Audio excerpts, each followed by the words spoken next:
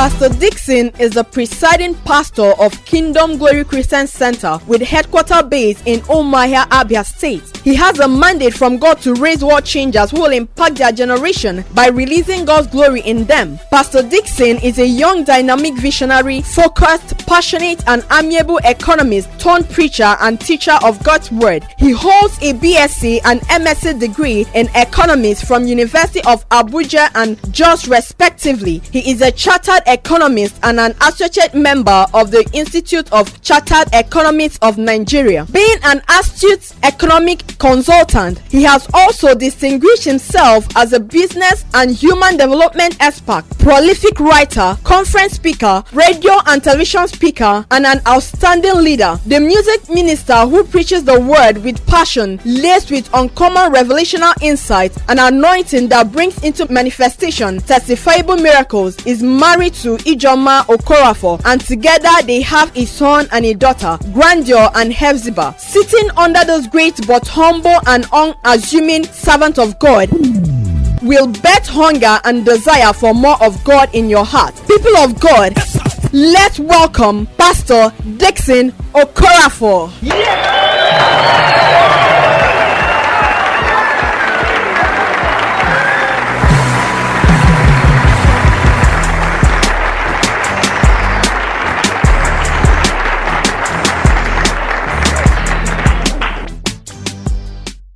Ecclesiastes chapter number 2, verse number 1. I will read to verse 11 from the New Living Translation of the Bible. It says, I said to myself, come on, let's try pleasure. Let's look for the good things in life. But I found that this too was meaningless. So I said, laughter is silly. What good does it to seek pleasure? What good does it do to seek pleasure? After much thought, I decided to cheer myself with wine. And while still seeking wisdom, I clutched at foolishness. In this way, I try to experience the holy happiness most people find during their brief life in this world. I also try to find meaning by building huge homes for myself and by planting beautiful vineyards. I made gardens and parks, filling them with all kinds of fruit trees. I built reservoirs to collect the water to irrigate my many flourishing groves. I bought slaves, both men and women, and others were born into my household. I also owned large herds of flocks, and more than any of the kings who had lived in Jerusalem before me. I collected great sums of silver and gold, the treasure of many kings and provinces. I hired wonderful singers, both men and women, and had many beautiful concubines. I had everything a man could desire. So I became greater than all who had lived in Jerusalem before me, and my wisdom never failed me. Anything I wanted, I would take. I denied myself no pleasure. I even found great pleasure in hard work, a reward for all my labor. But as I looked at everything I had worked so hard to accomplish, it was all so meaningless, like chasing the wind. There was nothing really worthwhile anywhere in the world. Vanity upon vanity. All is vanity. May has been our month of setting right priorities for impact and posterity.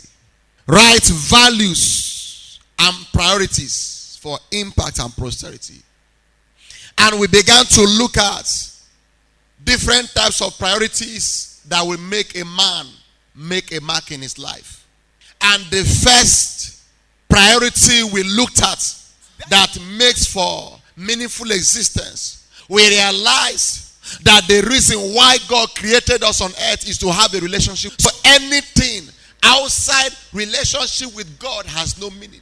And the greatest priority a man can set for life is to set a priority that is in line with your spirituality. There are so many things in life that people invest their life into. People give their time to so many things. The pursuit of everything. Pursuit of money. Pursuit of career excellence and success. Pursuit of wealth. Pursuit of houses. Pursuit of cars. Pursuit of landed properties. And all kinds of pursuit. But you realize that all this pursuit without spiritual pursuit is nothing, because they have no value in eternity. No matter how comfortable we feel in this world is not our permanent home. There is heaven and there is hell. So everything we do here on earth is a passing way into eternity with God in heaven or with Satan in hellfire. Whatever you do that has no eternity in view has no future.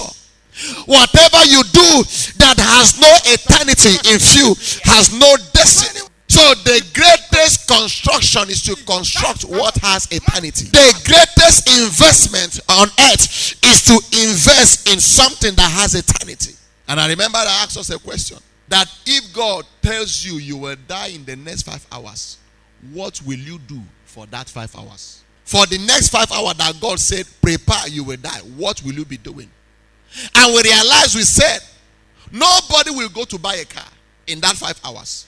If God said, prepare, you will die in the next 5 hours, from the time the announcement is made to the expiration of that 5 hours, nobody will go to a car shop to buy I want to drive the best car before the 5 hours expire. Nobody will go to write the examination. Nobody will go to see the governor or the president. Nobody will go to the beauty salon to make her hair. Nobody will go to the boutique to buy the best clothes, the best shoe, the best suit to wear. You find out that for that 5 hours, people spend little or no time coming to the house of God. People will start rushing to the house of God. I realize that the most jam-packed place for that 5 hours will be the house of God. Some will be on the altar and die on the altar. Then the question is, if you have 5 hours, you didn't pursue all these things you pursue, money, car, wife, beauty, all those things, but you pursued God, you pursued eternity, you pursued a better and quality relationship with God, then it means that the most important thing on earth is your spirituality. Am I communicating here? No matter how comfortable on earth we are, no matter the wealth you have, it does not mean that heaven will not come. Neither does it mean you will not die. One day you will die.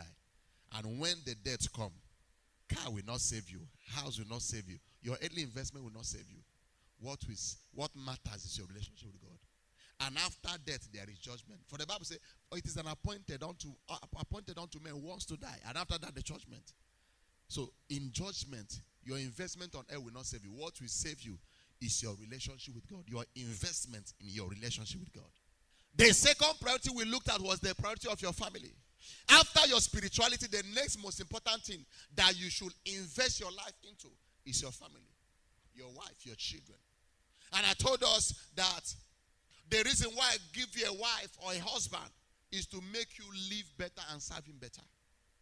The moment you get married, you become answerable to God concerning your partner. In heaven, God will ask you about your wife. So it is not enough to just go to heaven. God will ask you, the wife I gave you, where is she? It is not enough to go to heaven that without your wife, the Lord will ask you, what of your husband? The husband I gave you, where is he? It is not enough to go to heaven without your children. God will ask you, what of the children I gave to you, where are they? Every man will account for the people God has given to your life. Your wife or your husband and your children. You will account for each and every one of them. And it is the realization of this fact that made Joseph. The Bible said that Job was a man that feared God and eschewed evil. He feared God and hated evil. He feared God and avoided evil. So from time to time, his children will go and celebrate birthday party. The Bible said that after the party, after their partying and celebration, Job will go and offer burnt sacrifice unto God. Say, in case they committed sin while they were celebrating party.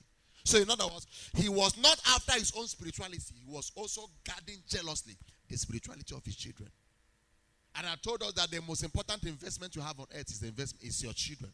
The greatest asset is your children. A lot of people invest in landed properties, invest in houses, invest in buying toys, cars, without investing in their children. A lot of people say, I don't want my children to suffer, so I want to build a house for them. I want to do this. And I realize many a times such children end up suffering. Am I communicating here today? The greatest investment is the investment of quality life into your children. If you have invested God into them and invested values in them and invested quality education and knowledge and understanding and wisdom in them, even if you have no physical investment, the investment you have made will get them physical investment. Am I communicating here today? So never build a house for a child you have not built his life. Never build a house for a child whose life you have not built. If you are not able to build a house for your child and you build the life of your child, the life you build will build a house. Even if you don't have a house for yourself, build the life of your children. Those children, if Christ tarries and you have life, while you are alive, they will build you a better house. So your children are your mobile investments. So the question today is, what kind of children do you have? And last Sunday, we looked at the third priority, which is the third priority. We looked at the priority of relationship. Relationship with your fellow man. Relationship with your neighbor. Relationship with everybody around you. And we said the best relationship you can have on earth is the relationship with people that is built on love. The Bible says, love your neighbor as yourself. And we explained that extensively. The hatred we see today is due to lack of love. The corruption and decadence in our society today is due to lack of love. I was reading the other day on the internet that 18 states of the federation have not paid salary. But the chief executive of those same states are busy jetting in and out of the country, flying around. Children comfortable, children out of the country. While there are people working for 8 months have not been paid. Their children at home cannot go to school. But the children of the chief executive are busy schooling outside the country. Money that is meant to use to pay salary is used to buy houses in London, buy in America, buy all kinds of places, build hotels in Dubai, all kinds of places. The other day, I saw the son of one of the political appointees in this country. I will not mention the name of the person.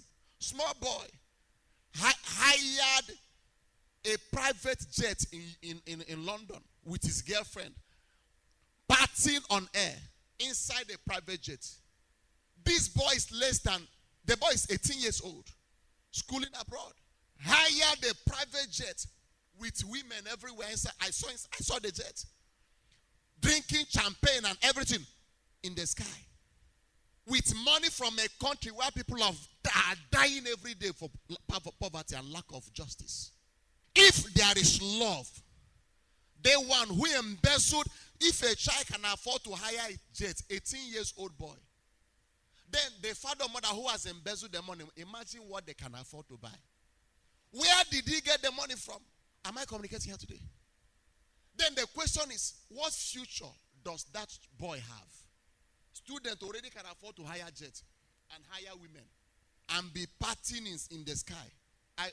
When he will wed, I think he will wed inside heaven or inside the ocean. Partying without fear, partying near God. He was lucky that the plane didn't crash. Glory be to Jesus. What an abomination. The other day I saw somebody bought a customized wristwatch for our president. 40 million naira. Wristwatch. With the name of the president. I saw the wristwatch. Customized. I won't call the name of the person who customized it. 40 million naira. When we are saying that Nigeria is owing 160, is it billion or how many dollars now? Somebody was analyzing, say if Nigeria is to pay back $5 million every month, that it will take us 227 years to finish the payment of the debts the government has incurred. No money. Somebody bought wristwatch 40 million and give you and you collected. If there is love, you realize that 40 million can pay the school fees of so many children. Fatherless. Glory be to Jesus. Today we are going to be looking at the fourth priority. Fourth priority. And the fourth priority that makes for impact and posterity in life is your investment. Your investment. I realize that it takes certain priority priorities right to make impact in life. I realized that life is a product of priorities and choices. It takes prioritizing your life to get the best out of your life. Any man that must get the best must set his goals right, must learn to prioritize his life properly. To prioritize means to order and schedule things in your life according to their order of importance, according to their necessity. When a man has learned to order his life upside down, his life will also be upside down. To prioritize means to give first place to the first and most important thing in your life. So after you have given the first place to your spirituality, given the next place to your family, your wife and your children, or your husband and your children, as the case may be, the next place you give is your relationship with your fellow man, and you relate to them out of love. So the next place is your investment, your physical investment, your financial investment, the investment of your time, the investment of your energy, the investment of your wisdom, the investment of your knowledge, the investment of your intellect. These are investable materials. These are investable materials. What is an investment? I have about 3 definitions of investment here. The first is investment is the act of committing money or capital to an endeavor with the expectation of profit. It is the act of committing money or capital to an endeavor with the expectation of profit. Investment is setting money in motion for the creation of higher pool of wealth for the future. Setting money in motion for the creation of higher pool of wealth for the future. What is investment? Investment is sending money on errand to work for you for better and greater benefit. Sending money on errand to work for you for greater and better output or benefit. I will stop at that number 3 definition. So I realize that investment is always made with the future in mind. When a man is making an investment, he is trying to secure the future. When a man is making an investment, he is not thinking about today. He is expressing his concern for tomorrow. A man that is mindless about the future does not think about investment. Only those who are mindful of their future are those who invest in the future. So investment is an expression of concern for a better tomorrow. Investment is an expression for concern about better future, better destiny. Investment is an avenue of securing your future. You are not aware of what the future holds, so you secure it by investing and waiting for the future. And I realize that a good investor will tell you that profitable investment goes along with diversification of portfolio. A good investor will tell you that profitability in investment goes with diversification of portfolio. If you understand what I mean by that. In other words, don't put your egg in one basket, put it in many baskets. In case this one fails, this one does not fail. In case this one fails, am I communicating here? Don't put all your eggs in one basket. A good investment will tell you that. And I realize that even that one has scriptural backing. Ecclesiastes chapter 11 justified that. Ecclesiastes chapter number 11 succinctly justified that. Ecclesiastes 11 verse 1 and 2, and we jump to verse. He said, "Cast thy bread upon the waters, for thou shalt find it after many days. Give a portion to 7 and also to 8, for thou knowest not what evil shall be upon the earth." In other words, invest in multiple dimensions. Why? You don't know the evil that will come, and you don't know where the evil will come from. If you multiply your avenues of investment, there is no way all of them can be corrupted. Verse 6, he said, "In the morning sow thy seed, and in the evening withhold not thy hand, for thou knowest not whether shall prosper, either this or that, or whether they both shall be alike good." So I realize that for any investment to make impact and be posterous, when we talk about posterity, we're talking about the future generation. For any investment to make impact and be posterous, it must be rightly prioritized. It must be invested rightly. Any man that must not regret his future because of the investment he has made must learn to think well and invest well. I realize that there are so many things that we can invest. There are so many investable materials at our disposal. Money is an investable material. You can invest your money. Time. Your time is an investable material. You can invest your time. Your life is an investable material. You can invest your life. Civil servants work for 30 years. Is it 30 or 35 years? 35 years or 60 years, whichever one confess. So that 35 years is an investment of your life into public service. Am I communicating here today? Am I communicating here today? You can invest your wisdom into something. You can invest your knowledge into something. So there are so many things that can be invested. So all the things that can be invested, write them out. Your money, your time, your wisdom, your energy, your everything. In brackets, write treasure. I am giving you equation for this message. Are you following my equation now? So, investment equal investable materials. V's, money, time, wisdom, energy, and all those things. In brackets, treasure. So, investment here equals treasure. So, when I say treasure, I'm talking about your time, your energy. Am I communicating here? I'm talking about your investable materials. So, just follow me for the interest of this service and this message. Just like we have many things that can be invested, we also have many things that can be invested into. There are so many things you can invest your treasures into. A lot of people invest into properties, houses, buy land, build, buy to appreciate, to sell, buy, keep for children, and so many other things like that. Some invest into houses. Some invest into pleasure. I have suffered. I want to be enjoying myself. Just like Solomon did. You heard what Solomon said. Solomon said, I was trying to get the meaning of life. I went into drinking. I drank. I saw that there was no meaning in it. So I was trying to look for the meaning of life again. I went into building huge homes, large homes. I went into building houses. I came to a point where if you come to a host, it's almost 90% of the houses there are my own. Solomon said. But I came to a point where I realized that one too didn't give me pleasure.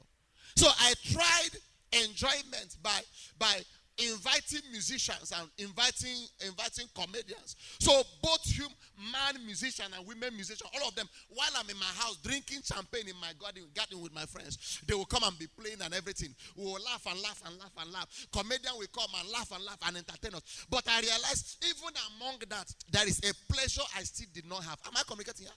He said, okay, I went into women. Marry all type, short, tall, long, black, yellow, green, all kinds. He said, I came to a point where anything I see, I will buy. Because I had so much money that there's nothing under the sun I cannot buy. Had so much money. Became the richest man, the richest king that ever lived before my time.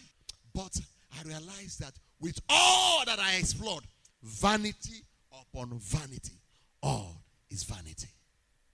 So if you are trying to make investment, ask Solomon. Some invest in cars. What explanation do you have for somebody who has 40 cars in his house? 40. What explanation do you have for one person that is traveling, maybe going to the airport, 20 cars lined up following him, all fueled from his pocket? What explanation do you have for somebody who buys a jet today, 5 billion, tomorrow has bought another one? Well, that is investment. So people invest in so many things. But I realize that a lot of things we invest into are meaningless. Has no bearing with our life, has no bearing with our future, has no bearing with our destiny. So God is bringing this message so that when the opportunity comes, invest properly. Am I communicating here today? Only you have 10 houses. How many houses do you need? Are you aware a lot of people have money they don't need? A lot of money they don't need because they can't finish it. When a man begins to brag that I have enough money that my generation cannot finish, that is a foolish man. It doesn't call for accolade. You have money that the whole your generation, born and unborn, can never finish. That is foolishness. Especially for those who get it by corruption, by stealing, by dubious means, by manipulation. You have money you don't need. Why there are people who are dying because they don't have money? that you have because you stole the money from them, God will judge. So if our priorities are right, there are so many things we do today. People spend all their time pursuing what they don't need. They will end up getting it. When they get it, they die and leave it. Only to end up in hellfire. Pursued money. Got it by any means. By dubious means, by killing means, by drug pushing, by corruption. All kinds of things. Get it. You don't need it at the end of the day. But you got it. Ended up dying. Leave it behind. Ended up inside hell. Total disaster. Any man that thinks of eternity will know there are so many things you don't need. Am I communicating here today? So many extra luggage. So many extra luggage people carry they don't need. Somebody build a house, 15-room duplex. You have only one wife and 3 children.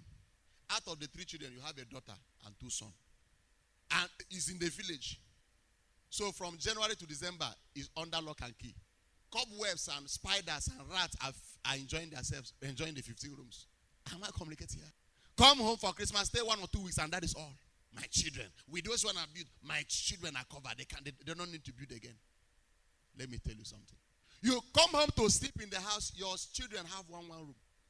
15 minus 3, 12. Your wife, 1 room, 11. Yourself, 1 room. You have 10 rooms wasting. Even in that 1 room you have, is 1 corner of the bedroom you need for your bed.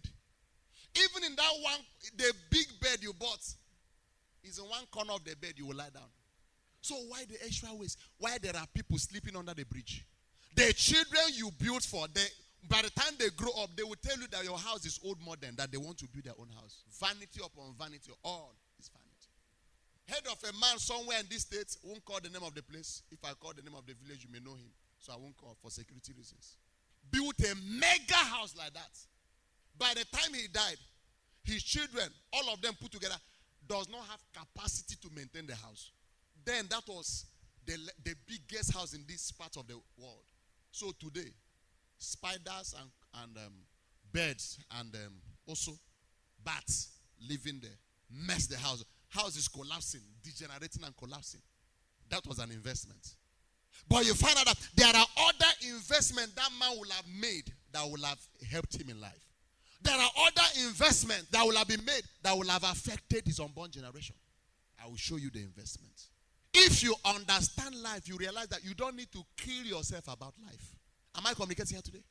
We are in a world today where people are so much pursuing material things. Nobody is talking about heaven. And because nobody is talking about heaven, nobody is preparing for heaven. Even pastors and all our vision and plan is in this world. So we are comfortable with the pursuit of the things of this world. Nobody is talking about heaven. And because nobody is talking about heaven, nobody is preparing for heaven. Now, if you want to know where a man is heading, where a man's heart is, check out his investments. The investment direction of a man follows the heart direction of the man. If you want to know where a man's heart is, check his investment. If you want to know a man who loves his wife and children, just look at the wife and the children. By their appearance, you will know. He will invest his money there. Bible speaking the book of Matthew chapter 6 verse 21. Say, for where a man's treasure is, there his heart will also be. So anywhere your heart is, your treasure. Remember what I said is treasure. What is treasure? Investment. Your investment will follow the direction of your heart. If your heart is in heaven, if your heart is in God, and your heart is towards God, your investment will go in the direction of God. If really you believe you are going to heaven one day, you will invest in the heaven you are going to. Am I communicating here today? People make money, they end up going back to the village to build the best house. Why? Because they know they will end up in the village. True of us?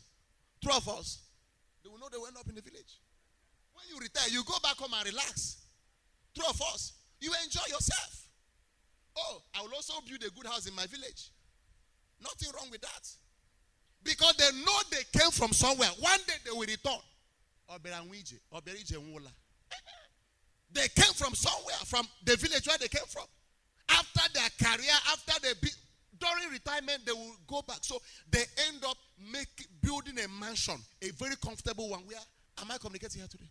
Somebody was to build somewhere, and his architect was designing a house. He said, Oga, we need to put a lift. He said, for what? He said, when you grow old, you also, that time you may not be strong enough to be climbing and coming down. So you need a lift. He said, no, I'll be strong enough to be climbing and coming. So don't put any lift there. Why? He is building for retirement. So the same way we build for retirement here on earth, we should build for our permanent retirement in heaven. When a man has lived his life, was a director general somewhere, or a very successful businessman somewhere, built house in Lagos, built in Abuja, and he came back home without house, what will people say about the man? He says, a foolish man. True of us. So when a man has made money here on earth and only invested here on earth without heavenly investment, that man is a foolish man. So the Bible tells us how to invest wisely. The Bible tells us where to invest wisely. Is God helping somebody here today? Don't be unwise.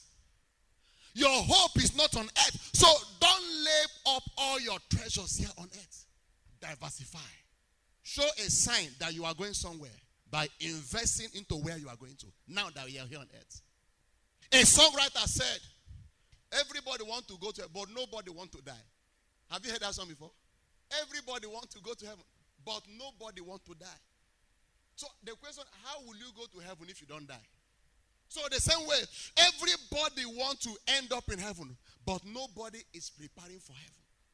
Nobody is preparing for the heaven he is planning to go to. And I realize that part of your preparation for heaven is your investment direction. We are so preoccupied with the pursuit of the things of the world. Nobody is occupied with the pursuit of the things of God. Nobody is occupied with the pursuit of transition to eternity. People are passionate about life, passionate about wealth, passionate about career, passionate about everything, but not passionate about eternity. But one day eternity will come. The question today is, what does heaven tell us about investment? Matthew chapter 6. Everybody open it. Listen. King James Version says, verse 19 to 21. Lay not up for yourselves treasures upon earth. It's a warning. Lay not up for yourselves treasures upon earth, where moths and rust do corrupt, and where thieves break through and steal. But lay up for yourself treasures in heaven, where neither moth nor rust do corrupt, and where thieves do not break through to steal. For where your treasure is, there will your heart be also. The New Living Translation said, don't store up treasure here on earth, where moths eat them and rust destroys them, and where thieves break in and steal. Store your treasures in heaven, where moths nor rust cannot destroy, and thieves do not break in and steal. Wherever your treasure is, there the desires of your heart will also be. God is saying, by his own wisdom, he said, don't build up your treasures on earth. Don't invest here on earth. Say, because everything you invest here on earth is liable to destruction. Your investments here on earth have no future destiny. He said, where do we now invest? Say, invest in heaven. Why? Say, your heavenly investment has. So, he said, where a man's treasure is, his heart will also be there. The desire of his heart will be there. So, people don't talk about heaven because they are heavenly bankrupt. People don't talk about heaven because their investment is not in heaven. If your money is in First Bank, you have 1 billion naira in First Bank, and you heard rumor that First Bank is about to go down, will you sleep? You are just praying tomorrow. Oh my God. Oh, tomorrow. Oh, tomorrow. Am I communicating? Or you just heard that there are some bank that are about to go distress. During 9 p.m. news or 2 a.m., there will be a news to tell us the list of the banks. People will not sleep. They will be waiting to hear the names and know if they are. Why? That is where their treasure is. Am I communicating here today? The reason why people don't talk about heaven is because they have no investment in heaven. Last month, there was this xenophobic attack in South Africa. A lot of people are not aware because they have nobody in South Africa. But if there is, you will know. Now, I'm not safe. When there was Boko Haram bombing here and there, Meduguri, Sokoto, Jos here and there, some people are, whether there is bombing, they are not aware because they have nobody there. Am I communicating here today? Because if you have somebody there, when there is boom, you must hear about it and be asking, how far? I heard there is bomb. I hope you wear your, are you safe? Now the question is, how do I invest in heaven? Do you want to know? Do you want to know? How do I invest in heaven? I'll tell us 5 keys to invest in heaven very quickly. Number one way to invest in heaven. Before that, let me tell you something. It is possible to be rich here on earth and be poor in heaven. It is also possible to be poor here on earth but rich in heaven by your investments. The story of the rich man and Lazarus made it clear. Lazarus was a poor man here on earth, but he had an account with God in heaven. And the rich man was rich and wealthy here on earth, but had no account in heaven. So he ended up in hellfire. The way you open an account with the bank, that is how you open an account with heaven. But I realized that when you go to the bank, customers are in different levels. Even in heaven, citizens are different levels. Because you also found out that Lazarus went to heaven, but his heaven was at a level. You are not aware. It is not enough to go to heaven. But the question is, how will you be in heaven? Because even in heaven, there will be poor people. In heaven, there will be squatters. Have you not heard? The Bible said that Abraham was in heaven. Lazarus was in heaven. And the Bible said Lazarus was in Abraham's bosom. What is the meaning of bosom? Bosom means lap. What does it mean when we say somebody is on your lap? It means I am depending on him. He is lapping me, means he's carrying me. What does it mean carry? To means I am his responsibilities. So, which means to carry me on his bosom, on his lap, means he is better than me in strength. Better than me in maturity. Am I communicating here today? Follow me, I'm going somewhere. So another word for bosom, he is carrying me means he is squatting me. The way you squat people in your boys' quarters. Listen. Abraham was rich here on earth. When he went to heaven, he was also a big man. Lazarus was poor here on earth. When he went to heaven, he was in Abraham's boys' quarters. Squatting in his boys' quarters. Listen, let me shock you. When the rich man made demand, he said, please, send your servant. He was talking to Abraham and said, send your servant Lazarus to dip finger inside water and come and quench the thirst and dryness of my throat. So he was squatting and still a servant.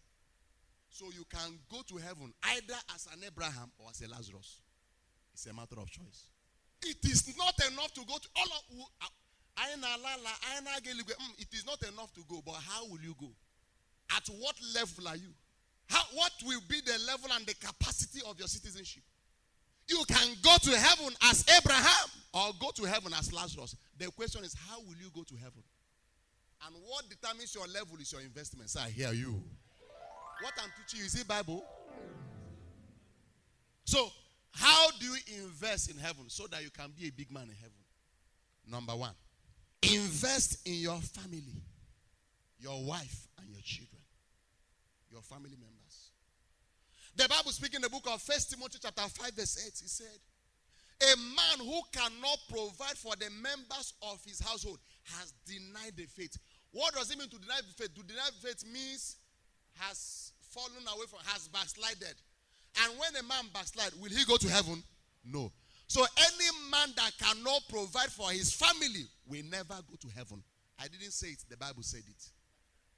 The Bible says he has denied the faith and he is worse than an infidel. So it is possible to fast and pray, possible to be holy, possible to come to church and still go to hellfire because you were unable to take good, proper and adequate care of your children. So any man who has done that has denied the faith and is worse than infidel. It is possible to live righteously and end up in hell for lack of proper care and dedication to your family. So I hear you. So invest in them. Show them love. Give them care. Give them attention. Invest your time in your children. You are a big man outside, but in your house, you are a father. One day, Papa Mopai said he came back and he was, hey. His wife said, hey, hold it.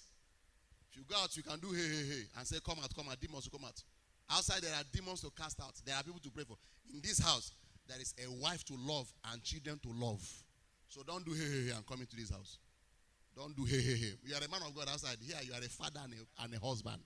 He said, one year. Glory be to Jesus. When I am in church, I am a pastor. When I go home, I am a daddy. I am a husband. Once my son hears the door, he's with the mother inside, and once they hear the door, you know daddy is back. From the bedroom, daddy. I'll say, my son. He'll go, hey. That is my responsibility to show him love. But that is the duty I owe him. Am I communicating here today? If you are doing big man in the house, be a good man. If you are doing big madam outside in the house, be a good madam, be a good woman. Am I communicating here today? Invest love. Invest time. You have time for everybody outside, but you don't have time for your wife. Wrong. You don't have time for your children. Wrong. When you go to a lot of homes, you see dining table. Dining, say, that's our dining room. That's the dining table. When last did you sit as a family? Round table, your wife, you are seated here, your wife is here, your children are here, and you are eating together. When last? Many dining room, dining hall, dining table is for decoration in our families. But when you have visitors, you sit them down with them on that dining table and eat. Your first dining mates is your family members. Why? While you are eating, that's when you observe some things a father should observe. You look at them when they are eating. The other one is eating and talking. Say, hey, shh. When you are eating, don't talk. We have a lot of children misbehaving because of lack of fatherly attention, lack of motherly attention. Say, I hear you. Invest time. Invest love. Invest care. I want to give a commandment. From today, every home should have a dining time, dinner time. All this one, our guys coming back. When time for dinner has passed, children have slept is wrong. Come back and eat together. Sleep together. Am I communicating here? Invest in your family. Your first most important investment into your children is God. So, invest your love. Invest God into your children. Every real man has 7 qualities. I won't go into it. But one of the qualities of a real man is one. A real man is a priest over his family and a prophet over his family. Who is a priest? A priest, a prophet tells his people about his God. And a priest tells his God about his people. A prophet tells his people about his God. And a priest tells his God about his people. What does that mean? The man is the number 1 prayer warrior of the family over the family. What does it mean? Number 2, the man is the pastor of his house. In the church, you are a member, but in your house, you are a pastor. If your wife is more spiritual than you as a man, you need to be kobokoed. One of the qualities that God saw in Abraham was, I said, whatever I teach Abraham, he will teach his own children. So what have you told your children about God? What does your children know about God that you told them? Is God blessing somebody here today? Invest God. No matter the investment you have made for your children, if you have not invested God into them, all is vanity upon vanity. The first thing you must give to your children is give them God. If you give them God, everything is safe. Give them house without God. The house has no meaning. They will sell the house tomorrow to go and drink with it. Head of a boy who inherited car from the father. The other day, you were there when I was telling us, at Ubakara Junction, he sold the car. He wanted to drink goof. The thing here, no money to drink, to smoke Igbo. His body was shaking. He said he want to sell the car. How much? 90,000. Clean the thing. His body was shaking. Nobody agreed they have money. Mechanic ended up buying the car for 50,000. Gave him 40,000. Said tomorrow come and collect 10,000. They signed the agreement. The next day come and collected 10,000. Why? His father gave him material things but didn't give him God. But if you give your child God, if you don't give them material things, your God will give them material things. Invest in your children. Invest God inside them. My children will not suffer. My children will not suffer. You are building houses. You will not suffer. They will not suffer. They will suffer. They will end up selling those things to some people whose parents invested God inside them. May God give you wisdom in the name of Jesus. Is God blessing somebody here today? Investment. Invest wisdom, knowledge, and understanding and quality education in your children. Invest it. Knowledge, understanding, and quality education. Invest it. Number 2, where do I invest or how do I invest in heaven? Number 1, invest in God. Or invest in your children. Invest time, invest love, invest wisdom, invest education. Invest God inside them. Any investment you have made in your children is an investment into heaven because God commanded that you should provide for them. Am I communicating here today? Number 2, investment. Or number 2 avenue of investing into heaven. Invest in the poor and the needy around you. Invest in the poor people and the needy people around you. Whatever you do with the poor and the needy around your life affects your heavenly status. The poor and the needy people around you are not subject of molestation and intimidation, but are subject of pity, help, and assistance. The poor people around are not for you to intimidate. Do you know who I am? I will show you. The poor and the needy are for you to defend. The Bible speaking in the book of Proverbs chapter 19 verse 17 said, he that had pity upon the poor lendeth unto the Lord, and that which he had given will he repay him again. He that had pity upon the poor lendeth unto the Lord, and that which he had given will the Lord repay him. So anything you do with a poor man affects your account with God. Proverbs 19:17. When you give money to a poor man to help him, it enters your account with God. He said you are borrowing God money. Hey, when a poor man is sick, no money for treatment, and you say, I will bankroll the hospital bill, you have borrowed money to God. It affects your heavenly account. When you see a poor man who cannot send his children to school, and you take one of the child, say, I will train you to become somebody. Why every money you have invested into that boy's life is an investment into your heavenly account. The question is, what have you been doing with the poor people around you? Poor are always around you. Remember, when the woman broke the alabaster oil and poured it, perfume and poured it on the feet of Jesus Christ, Judas was like, why must he do this? Why this waste? This oil should have been sold and for the poor. Jesus said, why are you killing yourself? You will always have poor people around you, but me, you cannot always have me. So now you have me, invest in me. So poor people are always around. Even in the church, there are poor people. They are not for you to mock. They are not for you to look down on them. They are for you to invest in. They are your rising opportunity. What do you do with the poor? One of the things that made Abraham big man, that he ended up in heaven was, Abraham married. His wife was barren. But while he was waiting for God to visit him, he was carrying other people's children and he was training them. He was training them. Abraham will have a servant. The servant will marry in his house. The servant will give back to children. The children, he was helping other people's children until God gave him his own child. How did I know?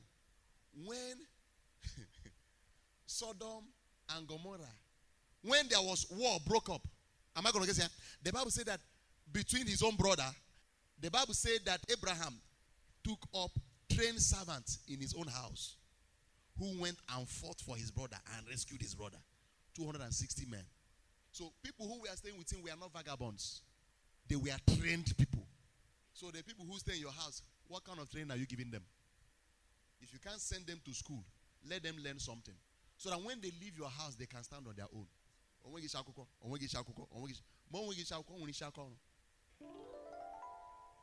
So I hear you.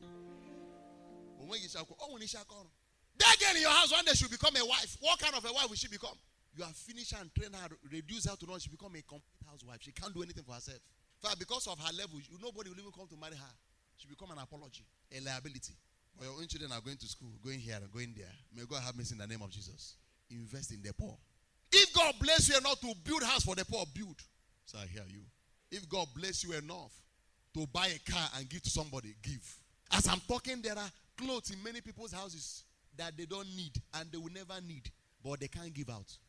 Anything you see you don't need around you is for somebody. Give it to the person.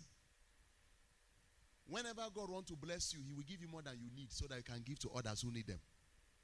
That's why he will always give you extra. Have you ever bought a shoe? You saw the shoe, you like the shoe.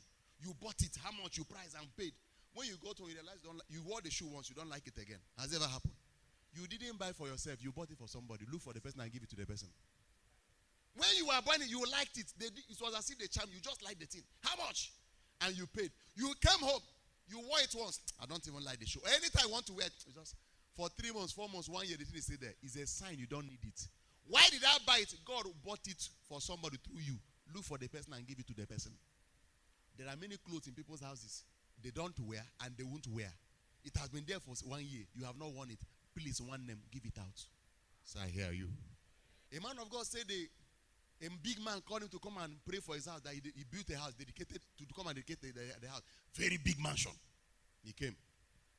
After dedicating the house, the woman came and said, Pastor, Daddy, please, I want you to dedicate my own room for me. Say, okay. Say the man entered the first room. It was shoes everywhere. He said, what is it? He said, it's my shoe room. Say the shoes there were more than 5,000 shoes. He said, Daddy, dedicate it. He said, dedicate shoe room. He said, okay. He dedicated the room. Say, okay, Daddy. Took him to another big room. Say, where is it? It's my box room. Say the box there were more than 60 boxes. Clothes inside. Expensive clothes. The man said, okay. He also dedicated that one. Took him to another room. He said, where is this one? It's my hat room. Room for hats. He said the hats there were more than 1,000. They hang them like this. Hats. All types. Only hats in one room. Big room. So by the time he carried him all around, the house was a very massive house. So they now took him to the dining table. Served him food. He said, I'm not eating. The man of God said, I'm not eating. He said, Daddy, eat now. They went and brought big envelope. He said, I don't need your envelope. Say, Daddy, he said, there is one thing I want you to do for me now. I don't want your food. I don't want your money. There is one thing I want. Will you give me? The man was looking at the woman. The woman was looking at the man. Say, people can give me what I want now. It's okay. Mention it. He said, those hats, those shoes, those boxes, those clothes, I need some. The man said, I need 500 hats. I need 2,000 shoes. He said, Daddy, I will give you money to go and buy any amount of money you want. Say, I don't want your money. Is that one in that room? The one I dedicated, that's the one I want. I want my own portion of the dedication. The man said, if you won't give me now, okay. Burunrigi, buregogi, bye-bye. Say, Daddy, come back. Daddy, come back. Daddy, come back. The man came back and said, are you giving or not?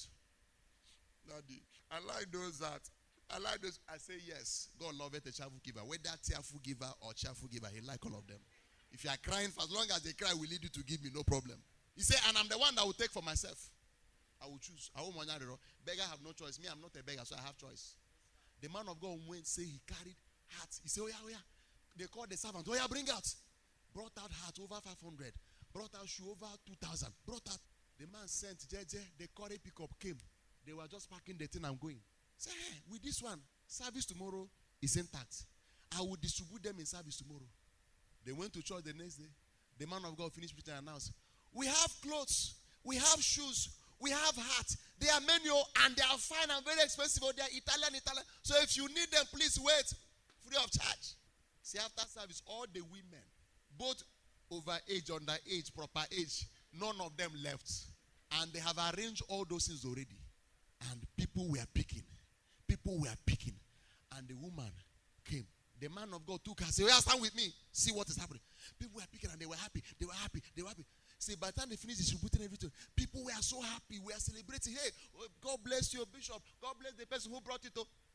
The man of God now asked her, how do you feel? He said, Daddy, I feel so happy seeing people wearing my clothes. Seeing people. Say, that is the joy and the happiness you have kept in your house.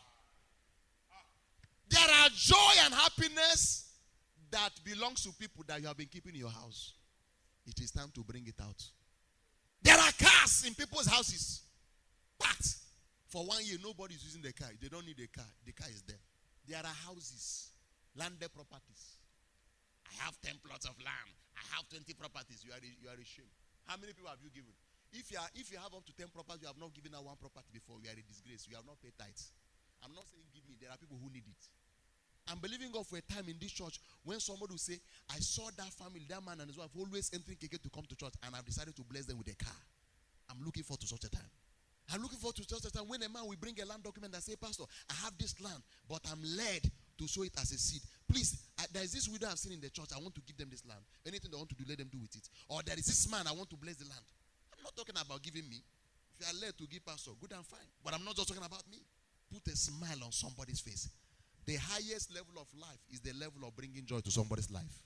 Anything you give to the poor, you are giving it to God. All this wealth we accumulating, what are you doing with it? What are you doing with it? It's a crime for a cloth to leave your body and become a rag. No clothes should go to rag or dustbin from your body. While the cloth is still intact, give out. Somebody needs it. Am I communicating here today? That is a high level of living. So by the time you give somebody a shoe, the person will say, oh, let's remind you, I shoe go with them. Shoe has bent one side. I swear to God, I'm not going to touch ground. It has opened. It's laughing. That's the shoe you can give to somebody. You have washed the cloth and washed the cloth. It has become worn out. That's the one you want to give to somebody. May God have mercy on you. Be a blessing. No matter how down you are upper than somebody. Permit me to use that language. You are above somebody. Bless somebody. If you want to go up, plant something in somebody's life. God will take you up. Glory be to Jesus. Am I communicating here today? Be a blessing to somebody. Invest in heaven. That is the second way to invest in heaven. The third way to invest in heaven. The third way to invest in heaven, give to the work of God. Give to the work of God. Give to the work of God. Your giving to God's work is a direct payment into your account with God in heaven. It's a direct payment. It's a direct lodgement into your account with God. Your tithes, your offerings, your seed, your prophet offering, and all that, they are received into your heavenly account. It is not enough to go to heaven, but you must strive to have a glorious heavenly experience. Have a mansion in heaven. And how do you do that? By investing in heaven now that you are alive, directly into the work of God. See, some people give to God as if God is a beggar. Offering time, blessing time.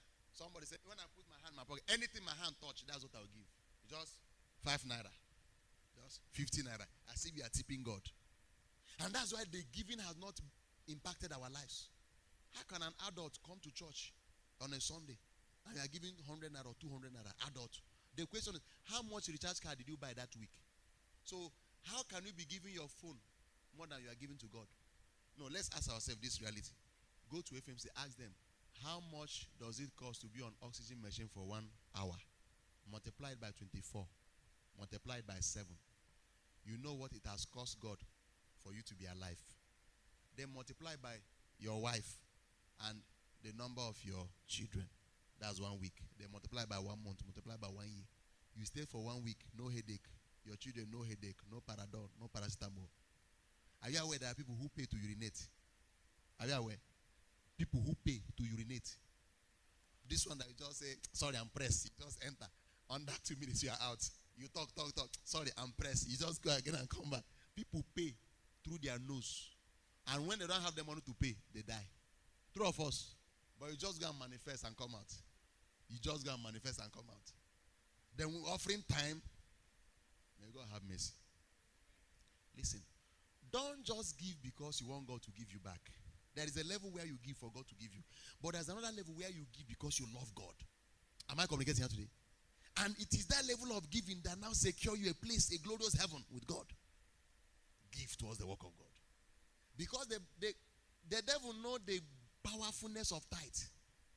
So you begin to confuse people. Tithe, is it Old Testament or New Testament? Tithe, every time they are arguing about tithe. Every time argument about tithe.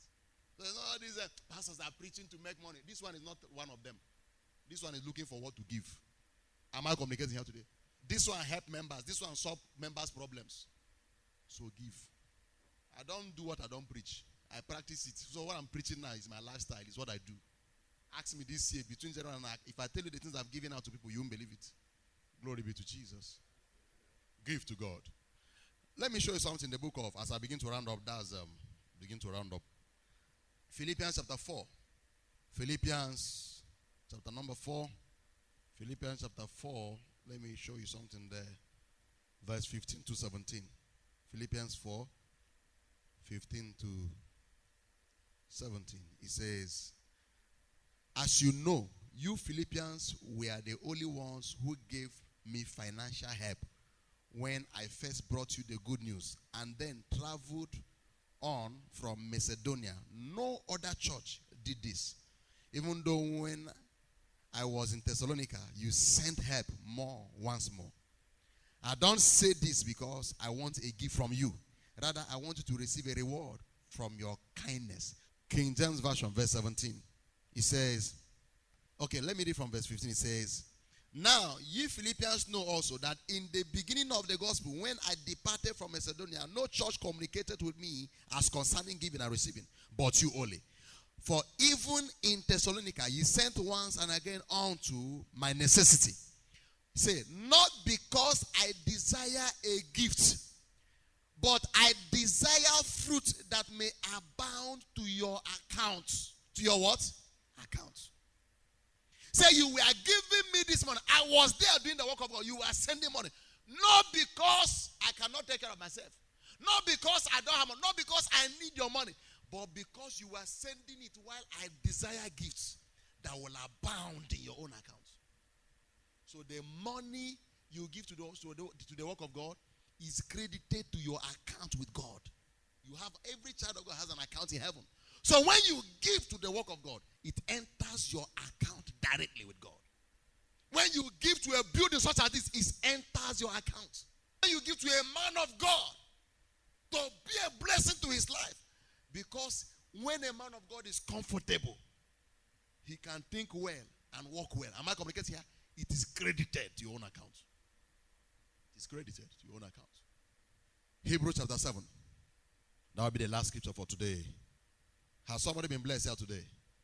I'm going to round up here. Hebrews chapter 7, verse 7 to 10. He said, and without all contradictions, the less is blessed of the better. And here, verse 8, and here, men that die receive tithes.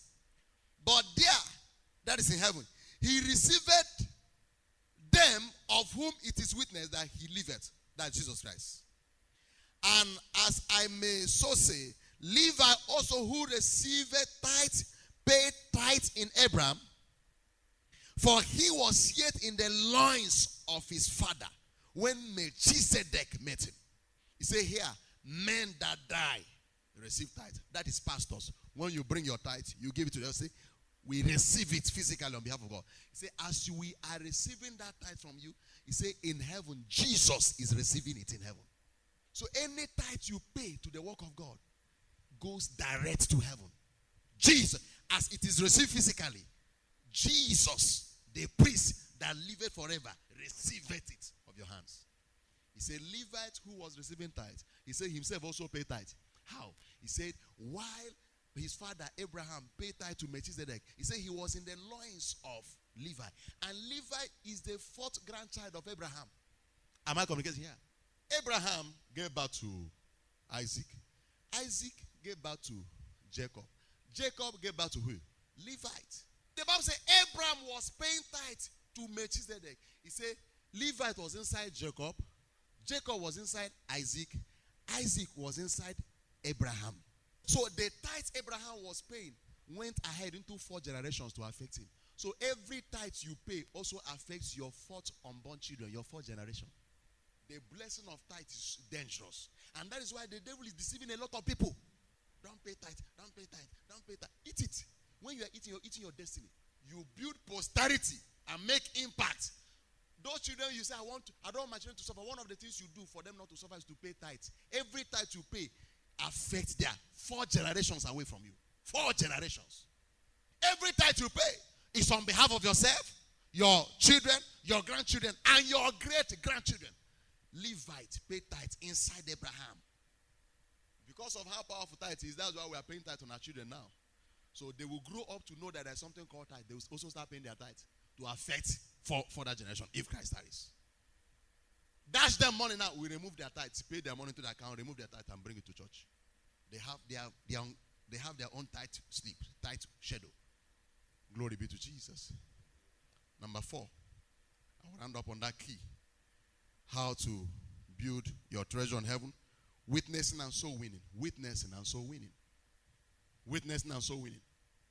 Since you got born again, who have you told about God? Who have you told about Jesus? How many people are born again today because of you? How many people have you told Jesus loves you? How many people have you told about Christ? The Bible says in the book of Proverbs, he that winneth a soul is wise. So he's wise because he's investing into his destiny. He's investing into heaven. So every soul you win has a credit in your heavenly account. Every soul you win. Listen to what Apostle Paul said. He said, not because I desire give, but because I desire fruit that may abound to your own account. So while they were sending their money, what he was about was evangelism, missionary work, to win souls. He said, and these souls abound in my account for going, and you abound in your account for giving. So you also need to go and win souls. Let it pain you that people are dying every day. People are dying every day. How many of them are born again? In your place of work, how many people have you told about Christ? Do you know one thing?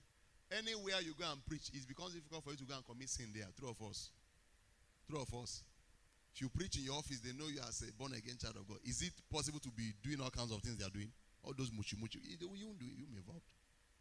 So one of the things you do to declare your stand and help yourself to stand well is to preach the gospel to people. Your customers who come, how many of them have you told about Christ? How many of them have you invited to church? I want you to leave here today with a decision to lay your priorities right and begin to invest right, and your life will never be the same. Rise up.